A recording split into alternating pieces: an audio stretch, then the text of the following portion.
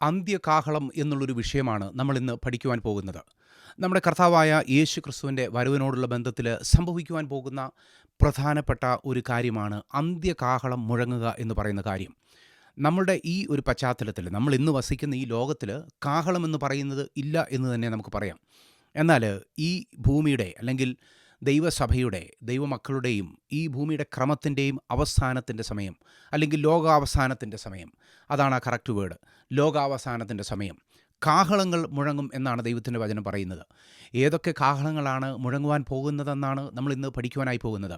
നിങ്ങൾക്ക് എത്ര പേർക്ക് സന്തോഷമുണ്ട് യേശു കർത്താവിൻ്റെ വരവിനെക്കുറിച്ച് പറയുകയും പഠിക്കുകയും ആ കാര്യങ്ങൾ ചിന്തിക്കുകയും ചെയ്യുന്നതിൽ എത്ര പേര് താല്പര്യമുള്ളവരാണ്? പലപ്പോഴും നമ്മുടെ ജീവിതത്തിൽ വളരെ തിരക്കുകളിൽ പോകുന്ന സമയത്ത് നമ്മൾ ഒത്തിരി വാർത്തകളെല്ലാം കേൾക്കുന്ന സമയത്ത് യേശു കർത്താവിൻ്റെ വരവിന് വേണ്ടി പ്രിപ്പയർ ചെയ്യുവാനും ആ വരവിൻ്റെ അടയാളങ്ങളൊക്കെ മനസ്സിലാക്കുന്നതിന് വേണ്ടിയും നമ്മൾ കർത്താവായ യേശു ക്രിസ്തുവിൻ്റെ വരവിൻ്റെ ധ്യാനങ്ങൾ നമ്മൾ പഠിക്കേണ്ടതായിട്ടുണ്ട്. അതെ, ഇന്ന് നമ്മൾ പഠിക്കുവാൻ പോകുന്നത് അന്ത്യകാഹളത്തെക്കുറിച്ചാണ്. അതിൻ്റെ റെഫറൻസ് ആദ്യത്തേത് ഞാൻ വായിക്കുന്നു. കൊരിന്ത്യർക്കെഴുതിയ 1 ലേഖനം 15 അധ്യായം അതിൻ്റെ 51 വാക്യവും 52 വാക്യവും. നാം എല്ലാവരും നിദ്ര കൊള്ളുകയില്ല, എന്നാൽ അന്ത്യകാഹളനാദത്തിങ്കൽ പെട്ടെന്ന് കണ്ണിമയ്ക്കുന്നിടയിൽ നാം എല്ലാവരും രൂപാന്തരപ്പെടും.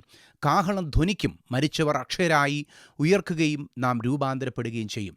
അറ്റ് ദ ലാസ്റ്റ് ട്രംപറ്റ്, അന്ത്യകാഹളം എന്ന് പറയുന്നൊരു കാഹളമാണ്, അല്ലെങ്കിൽ ആ ഒരു പദപ്രയോഗമാണ് നമ്മളിവിടെ കാണുന്നത്. തെസ്സലോനിക്കർക്കെഴുതിയ 1 ലേഖനം അതിൻ്റെ 4 അധ്യായം അതിൻ്റെ 16 വാക്യത്തിലും നമ്മളൊരു കാഹളത്തെ നമ്മൾ കാണുന്നുണ്ട്. അതിങ്ങനെയാണ് പറയുന്നത്: കർത്താവ് താൻ ഗംഭീരനാദത്തോടും പ്രധാന ദൂതൻ്റെ ശബ്ദത്തോടും ദൈവത്തിൻ്റെ കാഹളത്തോടും കൂടെ സ്വർഗത്തിൽ നിന്ന് ഇറങ്ങി വരികയും ക്രിസ്തുവിൽ മരിച്ചവർ മുൻപേ ഉയർത്തെഴുന്നേൽക്കുകയും ചെയ്യും. നമ്മൾ കൊരിന്ത്യർക്കെഴുതിയ ലേഖനത്തിൽ അന്ത്യകാഹളം എന്നുള്ള ഒരു പദമാണ് നമ്മൾ കണ്ടത്, അല്ലെങ്കിൽ അറ്റ് ദ ലാസ്റ്റ് ട്രംപറ്റ്, അല്ലെങ്കിൽ ലാസ്റ്റ് ട്രംപറ്റ്, അന്ത്യകാഹളം.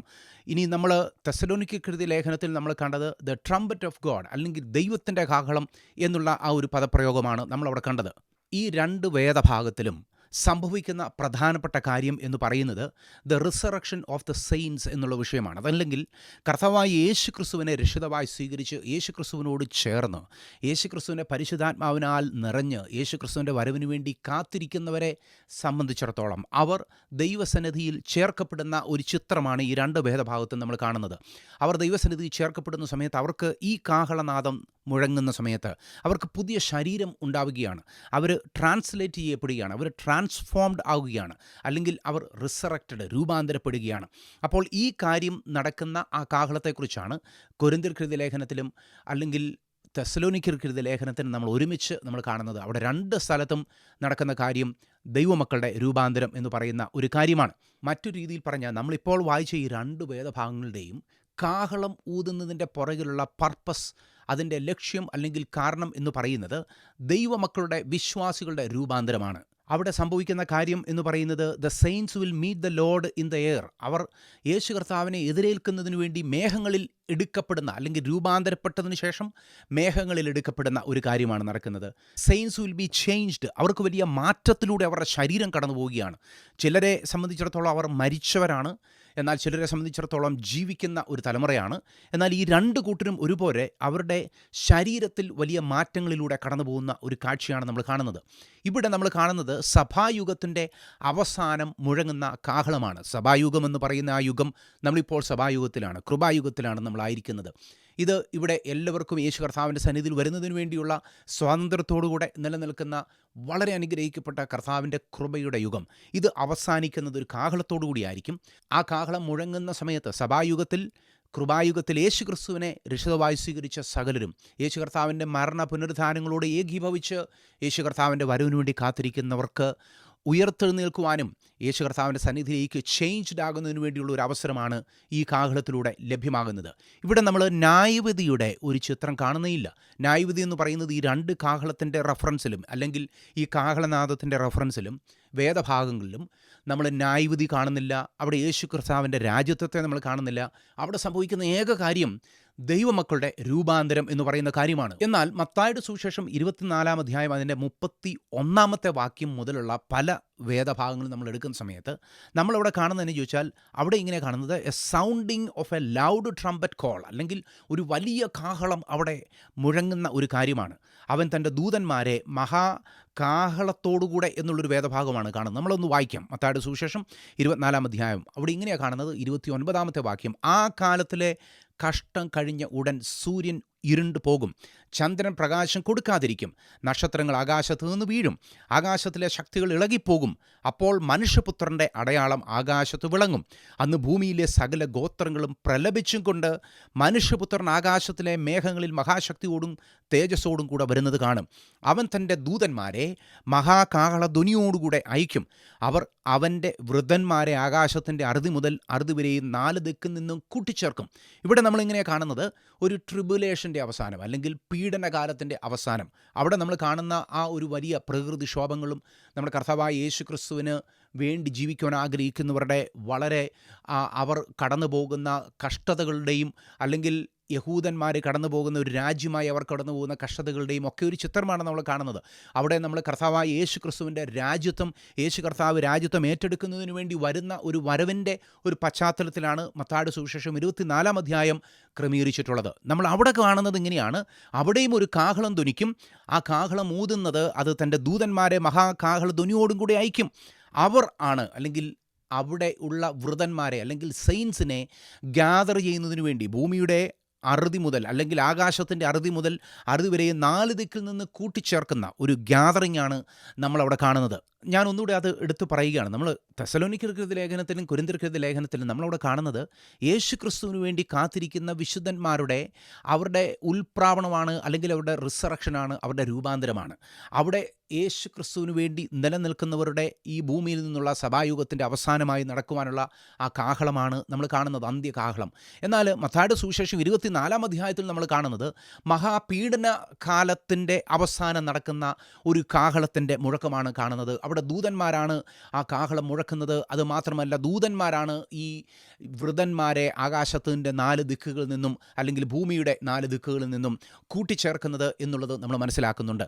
ഈ 2 വേദഭാഗങ്ങളെ നമ്മൾ എടുത്തു നോക്കുന്ന സമയത്ത് ആദ്യത്തെ ആ 2 വേദഭാഗങ്ങളിൽ നമ്മുടെ കർത്താവായ യേശു ക്രിസ്തു തനിക്ക് വേണ്ടി കാത്തിരിക്കുന്നവരെ തന്നിലേക്ക് ചേർക്കുന്ന ഒരു കാര്യമാണ് നമ്മൾ കാണുന്നതെങ്കിൽ, അതിനുശേഷം, അല്ലെങ്കിൽ ആ ഒരു സംഭവം നടന്നതിന് ശേഷം എതിർ ക്രിസ്തു എന്ന് പറയുന്ന ഒരു രാജാവ് ഈ ഭൂമിയിൽ രാജ്യത്വം സ്ഥാപിക്കും. ആ ഒരു കാലഘട്ടം എന്ന് പറയുന്നത് യാക്കോബിൻ്റെ കഷ്ടകാലത്തിൻ്റെ കാലഘട്ടമായിരിക്കും. ആ കാലഘട്ടം കഴിഞ്ഞതിന് ശേഷം ദൂതന്മാരെ വിട്ട് ഈ ഭൂമിയിലെ വൃതന്മാരെ, അല്ലെങ്കിൽ യഹൂദന്മാർ ഉൾപ്പെടെയുള്ള വൃതന്മാരെ, അവിടെ ട്രിബുലേഷൻ സൈൻസ് ഉണ്ട്, അല്ലെങ്കിൽ ആ പീഡനകാലത്തിലൂടെ കടന്നു പോകുന്ന കുറേ വിശുദ്ധന്മാരുണ്ട്, അവരെ ഉൾപ്പെടെ ഉള്ളവരെ ചേർക്കുന്ന ഒരു കാഹളമാണ് നമ്മളവിടെ കാണുന്നത്.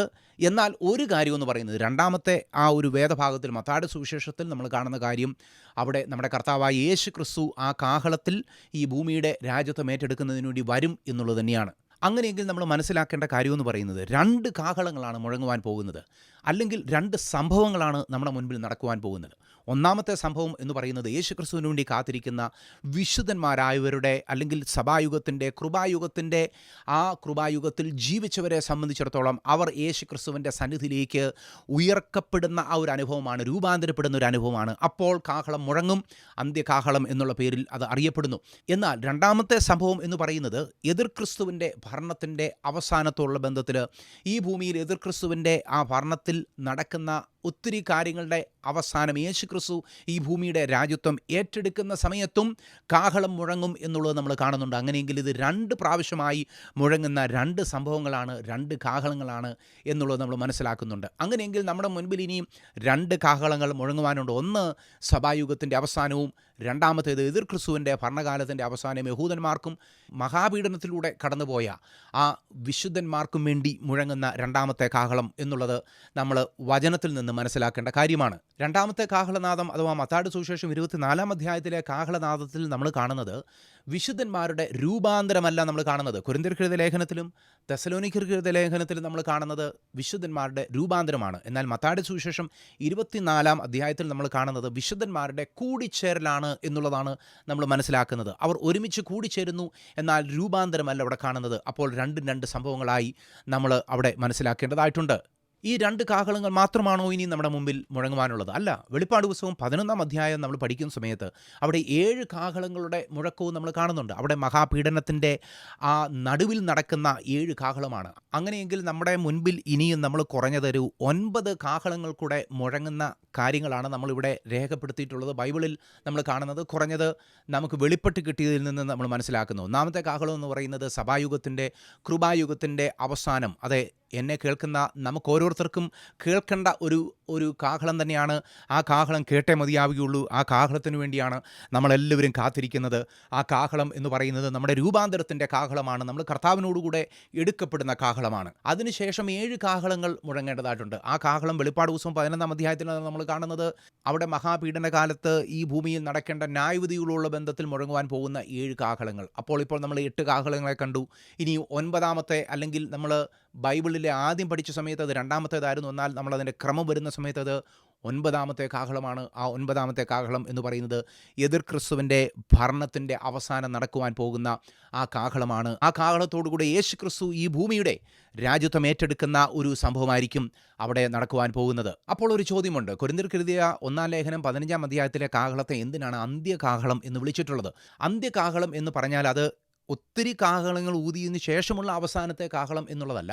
എന്നാൽ സഭായുഗത്തിൻ്റെ അന്ത്യകാഹളം എന്നുള്ള നിലയിലാണ്. അല്ലെങ്കിൽ നമ്മൾ പാർക്കുന്ന ഈ യുഗത്തിൻ്റെ അന്ത്യം നടക്കുന്ന കാഹളം എന്നുള്ള നിലയിലാണ്. ക്രമം വെച്ച് നോക്കുകയാണെങ്കിൽ അത് വൺ ഓഫ് ദി ഫസ്റ്റാണ്. കാരണം ഉയർത്തെഴുന്നേൽപ്പിനുള്ള ബന്ധത്തിൽ, ഇനിയും അന്ത്യകാലത്തുള്ള ബന്ധത്തിലെ ആദ്യത്തെ കാഹളമാണെങ്കിലും അതിനെ അന്ത്യകാഹളം എന്ന് വിളിച്ചിട്ടുള്ളത് എന്തിനു വേണ്ടിയാണ്? ഞാൻ പറഞ്ഞതുപോലെ സഭായുഗത്തിൻ്റെ അന്ത്യം നടക്കുന്ന കാഹളം എന്നുള്ള, അല്ലെങ്കിൽ കാഹളനാദം എന്നുള്ളതിൻ്റെ ആ ഒരു രീതിയിലാണ് അന്ത്യകാഹളം എന്നുള്ള പേരിൽ ആ കാഹളം അറിയപ്പെടുന്നത്. കാരണം സഭായുഗത്തെ അന്ത്യകാലം, അല്ലെങ്കിൽ അന്ത്യകാലത്ത് വെളിപ്പെട്ട് കിട്ടിയ വെളിപ്പാട് എന്നുള്ള നിലയിലാണ് സഭായുഗത്തെ വിശേഷിപ്പിച്ചിട്ടുള്ളത്. അപ്പോസ്തല പ്രവൃത്തികളുടെ പുസ്തകം 2-ാം അധ്യായം അതിൻ്റെ 17-ാമത്തെ വാക്യത്തിൽ അന്ത്യകാലത്ത് ഞാൻ സർവ്വജഡത്തിൻ്റെ മേലും ആത്മാവിനെ പകരും എന്നുള്ള ആ ഒരു കാലഘട്ടമാണ്. അല്ലെങ്കിൽ അന്ത്യകാലം എന്ന് പറഞ്ഞാൽ അത് സഭയുടെ കാലഘട്ടത്തെ വിശേഷിപ്പിക്കുന്ന ഒരു പദമാണ് എന്നുള്ളത് നമ്മൾ മനസ്സിലാക്കുന്നുണ്ട്. തിമോഥെയോസിനെതിരെ 2-ാം ലേഖനം 3-ാം അധ്യായം അതിൻ്റെ 1 മുതൽ 5 വരെയുള്ള വാക്യങ്ങളിൽ അന്ത്യകാലത്ത് ദുർഘട സമയങ്ങൾ വരും എന്നറിയുക എന്നുള്ളൊരു വചനമുണ്ട്. എബ്രായർക്കെഴുതിയ ലേഖനം 1-ാം അധ്യായം അതിൻ്റെ 1-ാമത്തെ വാക്യത്തിൽ പണ്ട് ദൈവം ഭാഗമായി ഒക്കെ നമ്മളോട് സംസാരിച്ചു, എന്നാൽ ഈ അന്ത്യകാലത്ത് തൻ്റെ പുത്രനിലൂടെ സംസാരിച്ചു എന്ന് നമ്മൾ പറയുന്നുണ്ട്. പത്രോസിൻ്റെ 1-ാം ലേഖനം 1-ാം അധ്യായം അതിൻ്റെ 5-ാമത്തെ വാക്യത്തിൽ അന്ത്യകാലത്ത് വെളിപ്പെടുവാനുള്ള രക്ഷ എന്നുള്ള രീതിയിൽ നമ്മൾ ഈ സഭായുഗത്തിൽ വെളിപ്പെട്ട രക്ഷയെ നമ്മൾ മനസ്സിലാക്കുന്നുണ്ട്. യൂദായുടെ ലേഖനം 18-ാമത്തെ വാക്യത്തിൽ ഇങ്ങനെയാണ് പറയുന്നത്, അന്ത്യകാലത്ത് പരിഹാസികൾ ഉണ്ടാകും എന്ന് പറയുന്നു. അപ്പോൾ നാം വസിക്കുന്നത് ഒരു അന്ത്യകാലത്തിലാണ്. ഈ അന്ത്യകാലം ഉദ്ഘാടനം ചെയ്തിട്ട്, അല്ലെങ്കിൽ അനാവരണം ചെയ്തിട്ട്, ഇനാഗ്രേറ്റ് ചെയ്തിട്ട് ഏകദേശം 2000 വർഷമായി. 2000 വർഷമായി ഈ ഭൂമി അന്ത്യകാലത്തിൻ്റെ ക്ലോക്കിലൂടെ സഞ്ചരിച്ചുകൊണ്ടിരിക്കുകയാണ്. ഈ അന്ത്യകാലത്ത് ലഭ്യമായ ഏറ്റവും വലിയ അനുഗ്രഹം എന്ന് പറയുന്നത് യേശു ക്രിസ്തുവിൻ്റെ ആ ഒരു രക്ഷ എന്ന് പറയുന്ന ഒരു കാര്യമാണ്. യേശു കർത്താവിൻ്റെ ക്രൂശീകരണത്തോടുകൂടെ, ഉയർത്തെഴുന്നേൽപ്പിലോടുകൂടെ അന്ത്യകാലം എന്ന് പറയുന്ന ഒരു പുതിയ യുഗം ആരംഭിച്ചിരിക്കുകയാണ്. അതിൻ്റെ അവസാന കാലത്താണ് നമ്മൾ വന്നിരിക്കുന്നത്. ഇപ്പോൾ മുഴങ്ങുവാനുള്ളൊരു കാഹളമായി, നമ്മൾ വിശുദ്ധന്മാർക്ക് വേണ്ടി മുഴങ്ങുവാനുള്ളൊരു കാഹളമായി നമ്മൾ നോക്കുന്ന സമയത്ത് തീർച്ചയായിട്ടും അന്ത്യകാലത്ത് ജീവിക്കുന്ന ദൈവമക്കളെ സംബന്ധിച്ചിടത്തോളം അന്ത്യമായി നമ്മൾ കേൾക്കുവാൻ പോകുന്ന കാഹളമായിരിക്കും അന്ത്യകാഹളം എന്ന് പറയുന്നത്. അന്ത്യകാഹളം എന്ന് പറയുന്നത് അന്ത്യകാലത്തെ വിശുദ്ധന്മാരുടെ ഉയർത്തെഴുന്നേൽപ്പിന് കാരണമായി തീരും എന്നുള്ളത് തന്നെയാണ് നമ്മൾ ആ ഒരു അന്ത്യകാഹളത്തിൽ നിന്ന് മനസ്സിലാക്കേണ്ടത്.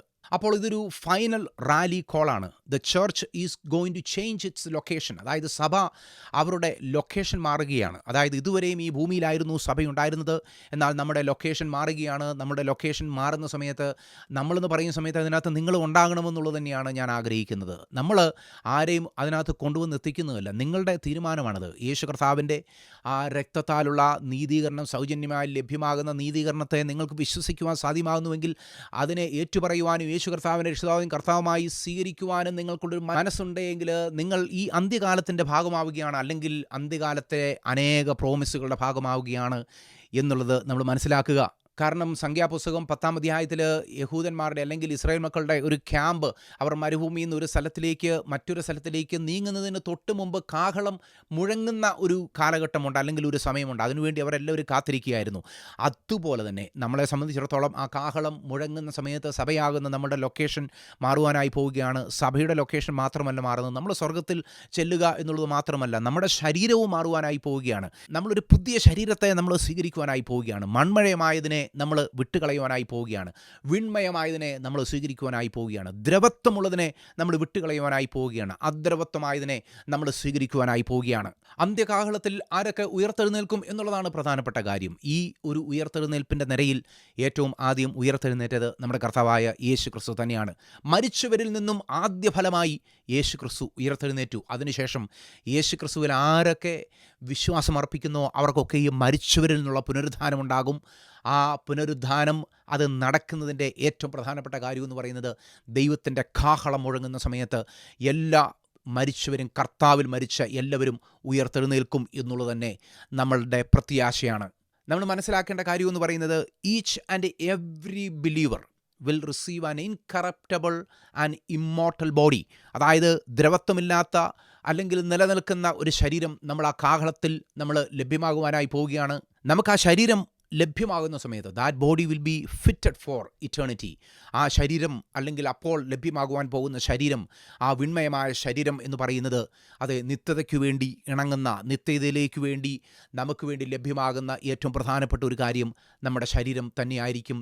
അത് ലഭ്യമാകുന്നതിൻ്റെ ഏറ്റവും പ്രധാനപ്പെട്ട ആ ഒരു സൗണ്ട് എന്ന് പറയുന്നത്, അത് സംഭവിക്കുന്നതിന് മുൻപിൽ നടക്കുന്ന ആ ഒരു കാര്യം എന്ന് പറയുന്നത് നമ്മുടെ കർത്താവിൻ്റെ അന്ത്യകാഹളം മുഴങ്ങും എന്നുള്ളത് തന്നെയാണ്. ഈ ഒരു ചിന്തയിലൂടെ നമ്മൾ എന്താണ് മനസ്സിലാക്കിയത്? നമ്മൾ പ്രധാനമായും മനസ്സിലാക്കിയ ഒത്തിരി കാര്യങ്ങളുണ്ട്. അതിനകത്ത് ഒന്നാമത്തെ കാര്യം എന്ന് പറയുന്നത് കാഹളങ്ങൾ ഇനിയും 9 കുറഞ്ഞത് മുഴങ്ങുവാനുണ്ട്. 1 ദൈവസഭയ്ക്ക് വേണ്ടിയുള്ളത്. 2 മഹാപീഡനം കഴിഞ്ഞതിനു ശേഷം പീഡനത്തിലൂടെ കടന്നുപോയ അല്ലെങ്കിൽ എതിർ ക്രിസ്തുവിൻ്റെ ഭരണകാലത്തിലൂടെ കടന്നുപോയ വിശുദ്ധന്മാരുടെയും യഹൂദന്മാരുടെയും ഗ്യാതറിങ്ങിന് വേണ്ടി അല്ലെങ്കിൽ വൃതന്മാരുടെ കൂടിച്ചേർക്കലിന് വേണ്ടിയുള്ള ആ 2ാമത്തെ കാഹളം. ബാക്കി 7 കാഹളം എന്ന് പറയുന്നത് മഹാപീഡനത്തിൻ്റെ നടുവിൽ മുഴങ്ങുന്ന കാഹളമാണ്. വെളിപ്പാട് പുസ്തകം 11-ാം അധ്യായം. ഇതിൻ്റെ എല്ലാം പ്രധാനപ്പെട്ട ഒരു കാര്യമെന്ന് പറയുന്നത് ഒരു കാഹളം മുഴങ്ങുന്ന സമയത്ത് നമ്മൾ കേൾക്കുന്നതിന് വേണ്ടി നമ്മുടെ കാതുകൾ റെഡിയായോ എന്നുള്ളതാണ് ഏറ്റവും പ്രധാനപ്പെട്ട കാര്യം. നമ്മൾ ആ ശബ്ദത്തിന് വേണ്ടി കാത്തിരിക്കുന്നോ എന്നുള്ളതാണ് ഏറ്റവും പ്രധാനപ്പെട്ട കാര്യം. എല്ലാ ദിവസവും നമ്മൾ എഴുന്നേൽക്കുന്നു, ഈ ഭൂമിയിൽ തിരക്കിട്ട ജീവിതം നമ്മൾ നയിക്കുന്നു. എന്നാൽ കാഹളം കേൾക്കുവാനുള്ള ആഗ്രഹം നമ്മുടെ ഹൃദയത്തിലുണ്ടോ എന്നുള്ളതാണ്. നമ്മൾ ആ കാഹളം കേൾക്കണം. ആ കാഹളം മിസ് ചെയ്യരുത്. നമുക്കതിനുവേണ്ടി ആ കാഹളം കേൾക്കുന്നതിന് വേണ്ടി ഒത്തിരി കാര്യങ്ങൾ ഈ ഭൂമിയിൽ ചെയ്യുന്നതിന് വേണ്ടിയുണ്ട്. നമുക്ക് വേണ്ടി കർത്താവ് നമുക്ക് വേണ്ടി മരിച്ചു. ആ സൗജന്യമായിട്ടുള്ള നീതീകരണം നമുക്ക് ലഭ്യമായി. എന്നാൽ തീർച്ചയായിട്ടും ആ കാഹളം ധ്വനിക്കുന്നതിനുള്ള ബന്ധത്തിൽ നമ്മൾ ഈ ഭൂമിയിൽ എങ്ങനെ തയ്യാറാകണമെന്നൊക്കെ ദൈവത്തിൻ്റെ വചനം നമ്മളോട് പറയുന്നുണ്ട്. ഈ കാഹളം ധ്വനിക്കുന്ന സമയത്ത് നമ്മുടെ കൂടാരം പറിച്ചുകൊണ്ട്, മൺകൂടാരം പറിച്ചുകൊണ്ട് സ്വർഗത്തിലേക്കുള്ള ആ ശരീരം പ്രാപിച്ചുകൊണ്ട് സ്വർഗത്തിലെ കൊട്ടാരത്തിൽ നമ്മുടെ പിതാവിൻ്റെ ഭവനത്തിൽ വസിക്കുന്നതിന് വേണ്ടിയുള്ള നല്ല നാളുകളാണ് നമ്മുടെ മുൻപിൽ ഉള്ളത്. ഈ ഭൂമിയിൽ ഒന്നുമില്ലെങ്കിലും, ദ്രവത്വമുള്ള ഈ ശരീരത്തിൽ നമ്മൾ ജീവിക്കുന്നു എങ്കിലും, രോഗമുണ്ടെങ്കിലും ക്ഷീണമുണ്ടെങ്കിലും, രോഗമില്ലാത്ത ഒരു ശരീരം, കണ്ണുനീരും യുദ്ധവുമില്ലാത്ത ഒരു രാജ്യം നമുക്ക് വേണ്ടി കാത്തിരിക്കുന്നു. അതിൻ്റെ ഏക മാനദണ്ഡം എന്ന് പറയുന്നത് യേശു ക്രിസ്തുവിലൂടെയുള്ള സൗജന്യമായ നീതീകരണം എന്നുള്ളത് തന്നെയാണ്. അതുകൊണ്ട് യേശു ക്രിസ്തുവിനെ ഹൃദയത്തിലേക്ക് സ്വീകരിക്കുക. അതിനുള്ള കൃപ ദൈവം നമുക്ക് നൽകുമാറാകട്ടെ.